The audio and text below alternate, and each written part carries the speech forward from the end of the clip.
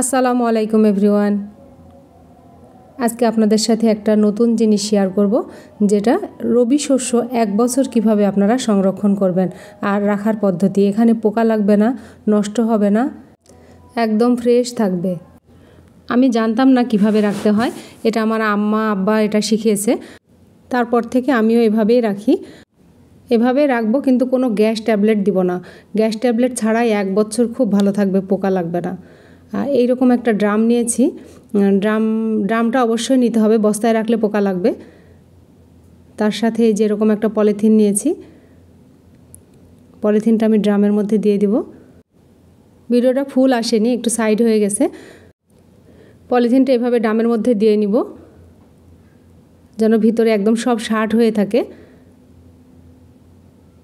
পলিথিনটা ঠিকমতো শার্ট না হলে কিন্তু গম কম ধরবে। এই যে দেখেন কিভাবে দিয়েছি। বাপের বাড়ি থেকে এসেছে, আর প্রত্যেক বছরই এটা আসে। আমি প্রত্যেক বছর বাপের বাড়ি থেকেই গম নিয়ে আসি, এটা 1 বছর খাই। আমি যে এলাকায় থাকি, এলাকায় গম ভাঙানো মেশিন আছে, এখান থেকে ভাঙিয়ে নেওয়া যায়। আমার যতটুকু লাগে ততটুকু করে আমি ভাঙিয়ে নিয়ে এসে তারপরে রুটি তৈরি করে খাই। এবার বস্তা খোলার পালা, বস্তাটা খুলে নিব।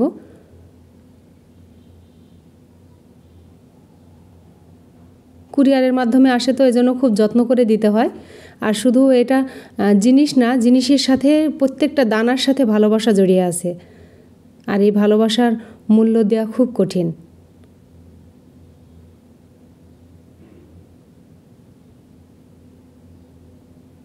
এই যে গমগুলো কিন্তু হলার করে দিয়েছে, একদম ফ্রেশ পরিষ্কার গম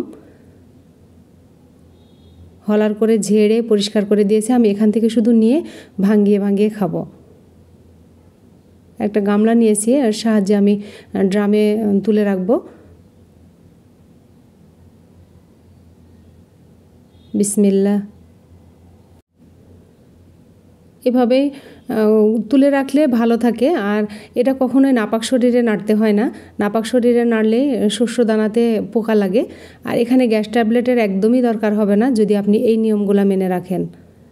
অনেকেরই হয়তো বাড়ি থেকে আসে, কিন্তু রাখলে পোকা লেগে যায়, রাখতে পারেন না, নষ্ট হয়ে যায়। সেক্ষেত্রে এভাবে রাখবেন, দেখবেন অনেক ভালো থাকবে। আর এগুলো উঠাইতে এত ভালো লাগে, প্রত্যেকটা দানার প্রতি যে এত ভালোবাসা জন্মায় বলে বোঝানো যাবে না। আসলে বাবার বাড়ি শ্বশুর বাড়ি বলে কোনো কথা না, জিনিস যেখান থেকেই আসুক সেখান থেকেই আসলে আনন্দ আর ভালো লাগাটা অন্যরকম হয়। তবে হ্যাঁ, সবাই ভালোবেসে জিনিস দিতেও পারে না, সবার কাছ থেকে আসেও না। শুধু বাপের বাড়ি থেকে জিনিস এসেছে বলে যে আনন্দ, তা কিন্তু না। জিনিস পাওয়ার, গিফট পাওয়া আনন্দই আলাদা, সে যেখান থেকেই আসুক। শ্বশুর বাড়ি থেকে আসুক, বাপের বাড়ি থেকে আসুক, কোনো বন্ধুবান্ধবের কাছ থেকে আসুক, কোনো আত্মীয় স্বজনের কাছ থেকে আসুক, এটার আনন্দ যে পায় সে বুঝে।